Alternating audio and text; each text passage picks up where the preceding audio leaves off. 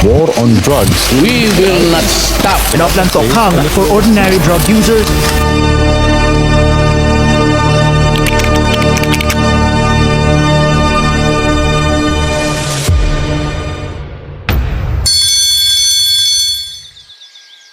Ito si Darren, mabait, masipag at likas na matalino.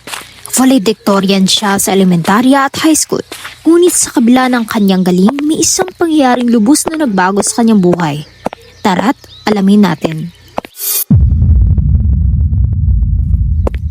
Nang makarating si Daryl sa kanilang silid-aralan ay agad niyang hinanap ang kanyang mga kaibigan. Darren!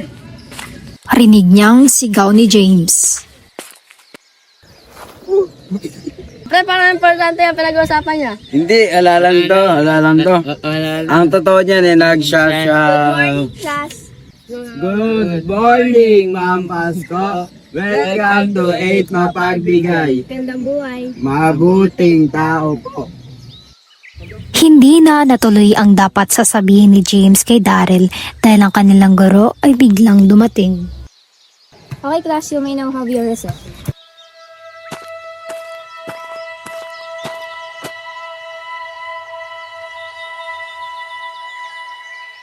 Tara pa rin, influensya natin si Darren. Darren, tara, sama ka sa amin. Saan? Baka mamaya saan niyo ako dalhin. Doon lang sa may room sa BA Building 3. O baka natatakot ka kasi di ba sabi-sabi doon may mga multo daw doon.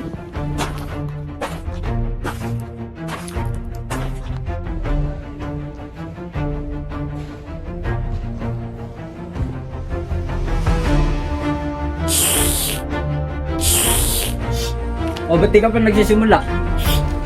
Ayaw mo. Ano to, pre? Di ba bawal to? Di pwede yan, wag ka lang matakot. Matakot.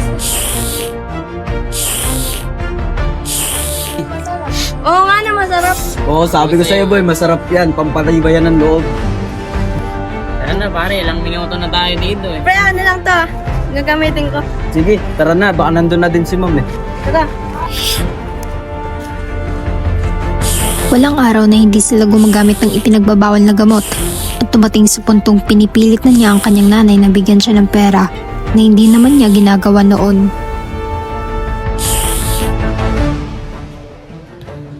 Okay, class, dismiss. Daryl, maiwan ka. Daryl, may problema ba? Napapabayaan mo na yung pag-aaral.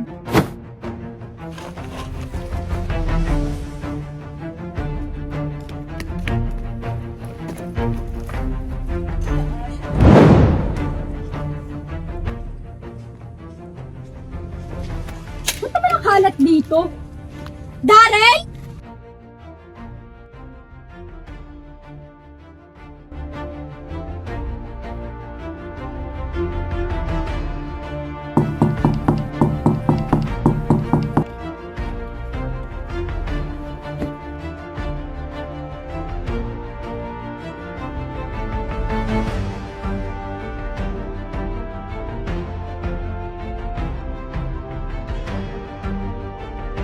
Ano to?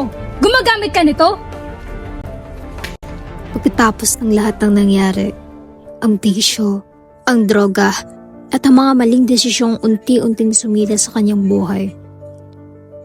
Nagpasya si Daryl na humarap sa katotohanan kasama ang kanyang ina at mga kaibigan.